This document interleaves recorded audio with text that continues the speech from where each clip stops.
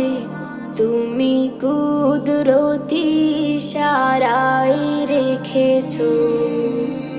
এই শ্যামল পৃথিবীর চিত্রখানি তুমি নিপুণ তোমার হাতে এঁকেছো। ওগো আল্লাহ,